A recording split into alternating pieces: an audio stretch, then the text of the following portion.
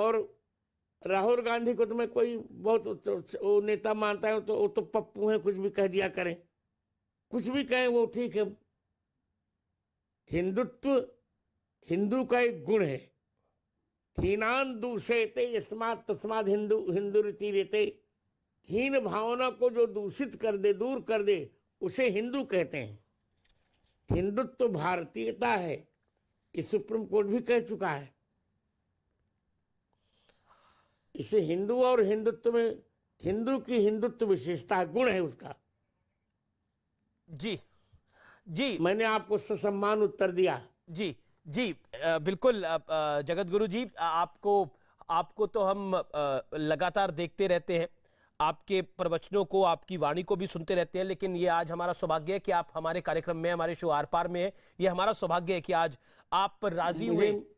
मेरा भी नहीं जगत गुरु जी, ये तो आपका मेरा भी सौभाग्य है, क्योंकि जी जी जगत गुरु जी बोलिए, आप बोलिए जगत गुरु जी। देखिए, मैं पढ़ा एक मैं पढ़ा लिखा व्यक्ति हूँ। जी, कुछ लोग लिखित भाषणों के आधार पर नेता बन जाते हैं, और कुछ लोग पत्रकारों की कृपा से नेता बनते हैं। मैंने योग्यता प्राप्त की है। मैं 2 बार का यूनिवर्सिटी टॉपर रहा हूँ, इसलिए मैं जो कुछ कहूँगा वो शास्त्र के अनुकूल ही कहूँगा प्यारे। जी जी, फिर मैं कह रहा हूँ जी कि हिंदुत्व हिंदू की विशेषता है। जी, अलग अलग दोनों नहीं है। जैसे सिंह और सिंहत्व, तो सिंह का धर्म है सिंहत्व, जी, मानव का धर्म है मानवत्व। उसी प्रकार हिंदू का धर्म है हिंदुत्व। अब राहुल गांधी क्या जाने, उनको जब पूरी वर्णमाला भी नहीं आती तो क्या जाने कि भारतीयता क्या होती है। जी, एक सवाल जो कि उठ रहा है पीछे कुछ दिनों से, कि जय श्री राम बोलने वाले दानव है, और ये बात कुछ नेता भी कह देते हैं, कुछ और लोग भी कह देते हैं। क्या जय श्री राम बोलने वाले दानव है। और आप तो चित्रकूट से, एक नेता ने ऐसा कहा, आप तो उस चित्रकूट से आते हैं जहां खुद प्रभु राम रहे, उस चित्रकूट से आते हैं आप। देखिए, जय श्री राम एक हमारा प्यारा घोष है। जय राम रमा रमणम समनम, जय राम सदा सुखदाम हरे, ये तो हमारे शास्त्रों का वचन है, ये वेद का वचन है। अभिराममास्थत, ये तो रावण के वंशजों को जयराम अनुकूल नहीं आता।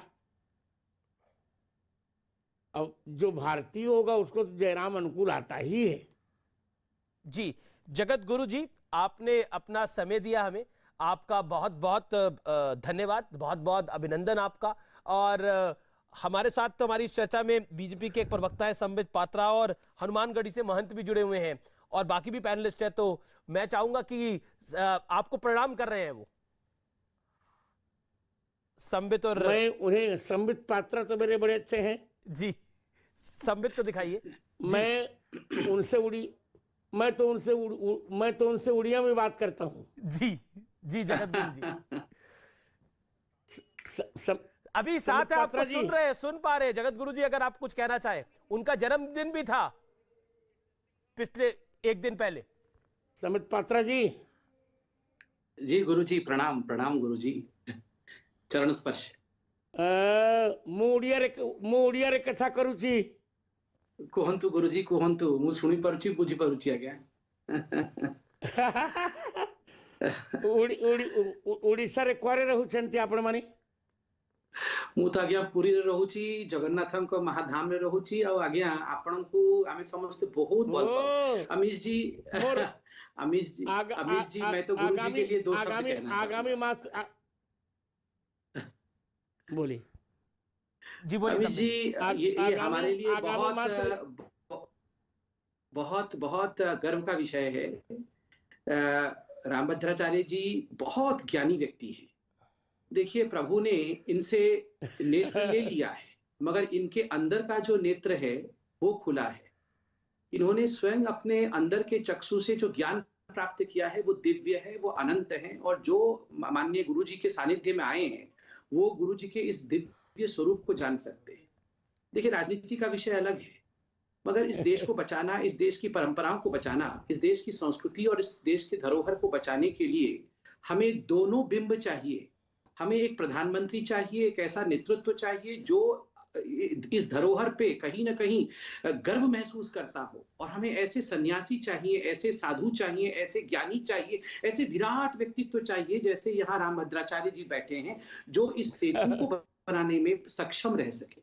आज हिंदुस्तान के लिए गर्व का विषय है कि हमारे पास ऐसा नेतृत्व भी है, और हमारा जो साधु और संत समाज है वह भी जुड़ करके काम कर रहा है। मैं तो आज बहुत छोटा हूं, मैं गिलहरी हूं मैं आज, मगर ये हमारे लिए बहुत गर्व का विषय है कि हिंदुस्तान सही हाथों में है, ज्ञान के हाथों में है, संकल्प के हाथों में है। आने वाला समय बहुत ही भव्य, बहुत दिव्य रहने वाला है। मैं और 10 सेकंड लूंगा गुरु जी की अनुमति से। देखिए, चुनाव आ रहा है, चुनाव के विषय में मैं कुछ नहीं कहना चाहता हूँ, करोड़ों लोग सुन रहे हैं, मैं 10 सेकंड में एक बात कहूंगा। आप जानते हैं ये जो आज बौखलाहट एक विपक्ष में देखने को मिल रहा है, हिंदुत्व को लेकर कितनी गालियां दी जा रही है। कोई कह रहा है हिंदू आगे से मारता है, पीछे से मारता है। आप जानते हैं इस पीछे का कारण क्या है?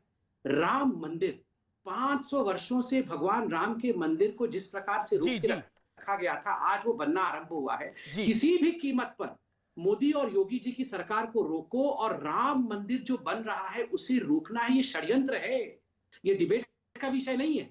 और मैं हाथ जोड़ के सबसे निवेदन कर रहा हूं, चाहे ब्राह्मण हो, चाहे जाट हो, चाहे ठाकुर हो, चाहे दलित हो, हे भगवान राम के नाम पे इकट्ठे रहो। ये इतिहास का विषय है। कल हम नहीं रहेंगे, आप नहीं रहेंगे अमीश जी, हम सब क्षणभंगुर हैं, चले जाएंगे। मगर अगर मंदिर नहीं बन पाया तो ये इतिहास कभी हिंदुस्तान को क्षमा नहीं करेगा। जी, सब इकट्ठे हो जाओ। जी जगत गुरु जी संबित मैं आपके पास वापस लौटता हूं। जगत गुरु जी, मेरा आखिरी सवाल है, अभी काशी विश्वनाथ में हमने देखा किस तरह का विकास हुआ, राम मंदिर, रामलला का मंदिर बन रहा है।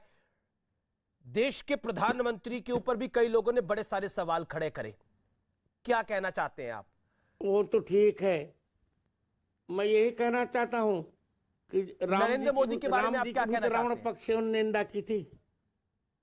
वो मेरे मित्र हैं, बहुत अच्छे मित्र हैं मेरे, और मैं काशी में था भी मैं। जी देखा हमने। वो मेरे बड़े अच्छे मित्र हैं, और जो नरेंद्र मोदी का नेतृत्व बहुत सकारात्मक है।